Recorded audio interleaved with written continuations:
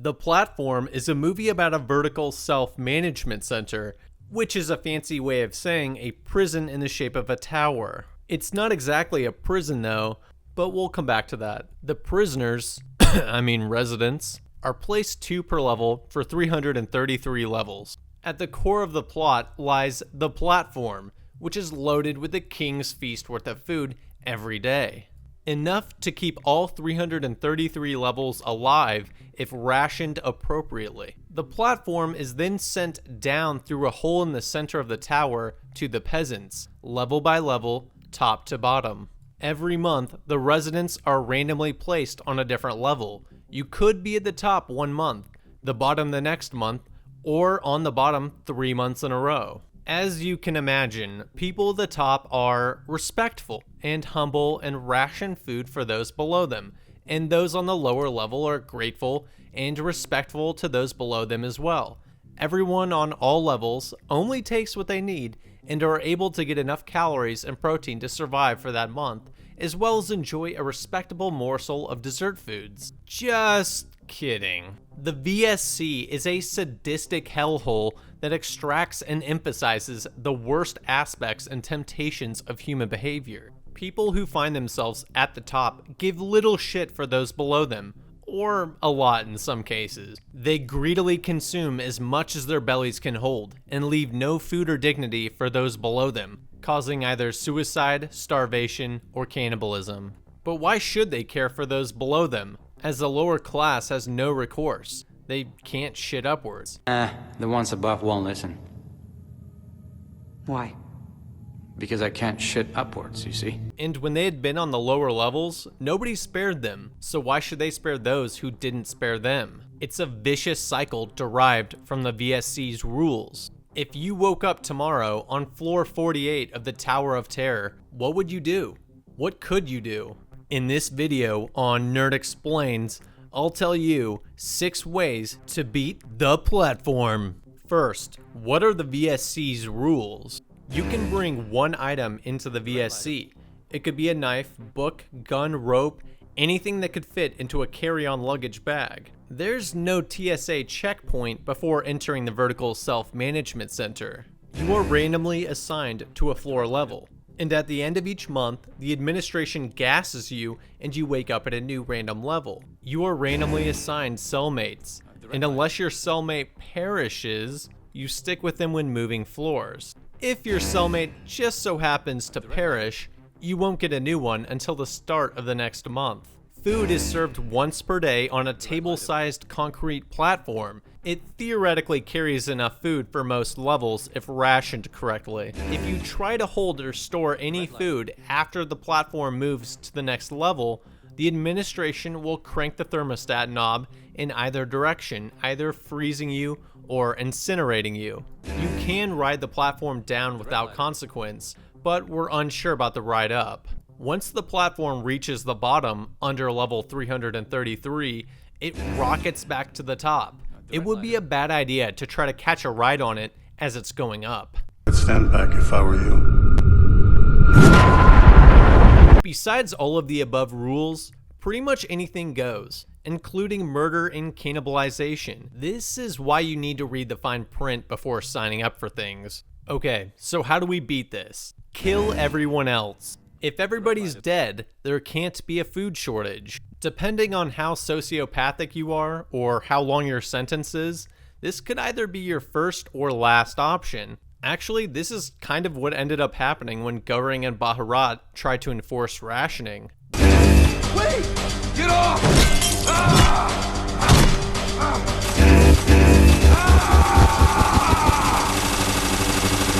When lunchtime comes, hop on and ride the platform down with sharpened pieces of bed frame. Every level you go down, you'll have to eliminate 2 people. Now, here's the deal. You can ride the platform down, but riding the platform up is risky, as you don't know if the platform tops out of the tower ceiling, turning you into a pancake. I'd avoid riding up for now. So if you started on level 5 and killed everyone from 5 down to 333, where you currently reside for the month, you'll still get the same food as you would have on level 5, which isn't much of an improvement, But the next month, if you find yourself on level 200, there will be a lot less people above you eating the food, so you won't starve. Now, if the VSC has a large backlog of applicants, this will throw a giant wrench in the plan. Wait it out. If you only have a few months in the hole and you have some extra body fat, the probability of surviving and getting out is okay. Trying to buck the system will probably just end in your death. That said, the longer your sentence, the chances of death becomes extremely high. In the movie, it seems like the platform only stays for a few minutes before moving on, so all the calorie-dense foods are going to be gone quickly, as people will be rushing to stuff their face and get as many calories in as possible before the platform moves. If you are placed on floor 111 or lower, you get almost no food. You effectively have only about a 30% chance of being placed on a level that gives you enough food to survive. We know Goreng volunteered for 6 months in exchange for a diploma, and Trimagasi had a 1-year sentence. If you have 6 months, that means 6 chances. The average male weighs 190 at 5'9" and about 20% body fat. Essential levels of body fat to survive is about 5%. That means the average person has about 25 pounds of fat, or about 90,000 calories they can live off without food. Considering that same male will burn around 2,000 calories every day just sitting around in their cell, this gives your average male 45 days without food. This means that if you are placed on level 111 or lower once, you could survive, but twice you will starve. So 6 coin tosses. We need 5 tosses to land level 111 or above, as 2 tosses below 111 and we are dead. The chances of us being placed above floor 111 for 5 out of 6 months is 1.09%. Looks like solution number 1 actually isn't so crazy. In Trimagasi's case, he had some extra weight, so let's say he could survive 3 months without food.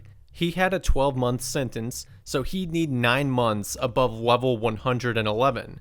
His chances of survival is 0.17%. Since he survived so long, I'd say he should go get some lotto tickets after he gets out. But that's a hot hand fallacy, and he was stabbed to death. Ride the platform up. If you are too weak, old, or sick to perform solution number 1, and your sentence is longer than 3 months, so solution number 2 is out, then take the risk of being pancaked and ride the platform down, then back up.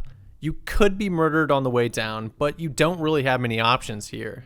Don't volunteer to do 6 months in a place that you know is called The Hole. There are references in the movie from characters having some knowledge about this facility and what it's called.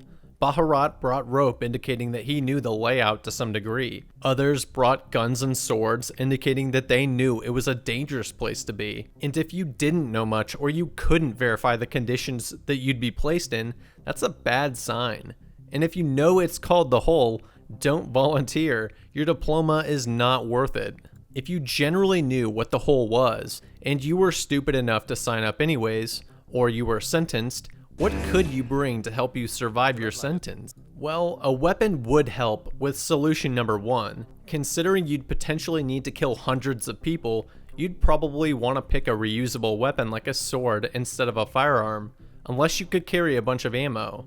If you could carry a .22 pistol with a brick of 500 to 1,000 rounds, which isn't that large in size, you could eliminate everyone in the VSC multiple times over. Food could help with solution number 2 depending on how much you could bring, though you probably would not be able to bring enough food in a carry-on to help you survive more than 1 extra month. In a 6-month sentence, an extra month of food would raise your chances of survival from 1% to 7%, which is actually pretty significant. Ropes, grappling hooks, extendable ladders, etc. are all dependent on people above you to work, which makes them ineffective. To be honest, I can't think of much you could bring in a carry-on that would help much. Let me know in the comments if you have any ideas. Climb up, but how? The chances that multiple levels of people would help you up is insane. Well, here's a possible idea. Fashion a rope out of the bed sheets and clothes, and then tie a huge knot at the end. Once the platform is about to stop at the level above you, throw the rope up. It will get wedged at the top by the platform. The people above will be too preoccupied eating as much as they can to notice. Then climb up the rope with the weapon. Once the platform starts to lower, quickly climb on top of the platform and then jump to the level above you. Then kill those above, as they will probably be mad that they have to share food with you and will sabotage your strategy. Rinse and repeat for every floor above you. You do have to be within 30 floors of the top, because the platform only comes down once per day, and you have 30 days before being randomly assigned to a new floor. If you do make it to the top and then they gas you and place you back in the hole, just revisit solution number 1. Those are my 6 potential solutions for how to beat the platform. Do you agree or disagree with my solutions? Let me know in the comments.